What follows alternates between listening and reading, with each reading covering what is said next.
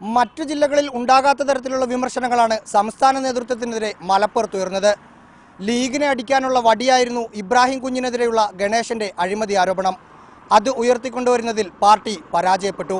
മലപ്പുറം ജില്ലയിൽ മുഖ്യ എതിരാളി മുസ്ലിം ലീഗാണെന്ന് പാർട്ടിക്ക് അറിയാത്തതുകൊണ്ടാണോ ലീഗിനെതിരെ സമരങ്ങൾ ചെയ്യാത്തതെന്ന് ചോദിച്ചായിരുന്നു അംഗങ്ങളുടെ കടന്നാക്രമണം. ലീഗിനെതിരെ സമരങ്ങളില്ലെന്ന കാര്യം സംസ്ഥാന നേതൃത്വത്തിനെ അറിയിച്ചിട്ടും യാതൊരു പ്രയോജനവും ഉണ്ടായില്ല.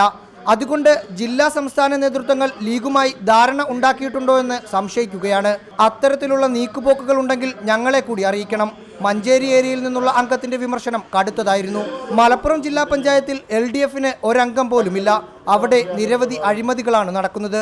ഇക്കാര്യം പാർട്ടിക്കും അറിയാം. എന്നിട്ടും കഴിഞ്ഞ 4.5 വർഷത്തിനിടയിൽ ഇതിനെതിരെ ഒരു പത്രക്കുറിപ്പിറക്കാൻ പോലും കഴിയാത്തത് നാണക്കേടാണെന്ന് ചർച്ചയിൽ പങ്കെടുക്കവേ അംഗങ്ങൾ ചൂണ്ടിക്കാട്ടി. MA ബേബിക്കെതിരെയും വിമർശനങ്ങളുണ്ടായി. ലോക്സഭാ തെരഞ്ഞെടുപ്പിൽ തോറ്റതിനു ശേഷമുള്ള ബേബിയുടെ പെരുമാറ്റം LKG കുട്ടികളുടേത് പോലെയായിരുന്നുവെന്ന് ചർച്ചയ്ക്കിടെ അംഗങ്ങൾ വിമർശിച്ചു. ക്യാമറാമാൻ വിഘ്നേഷിനൊപ്പം റഹീസ് റഷീദ്, റിപ്പോർട്ടർ, മലപ്പുറം.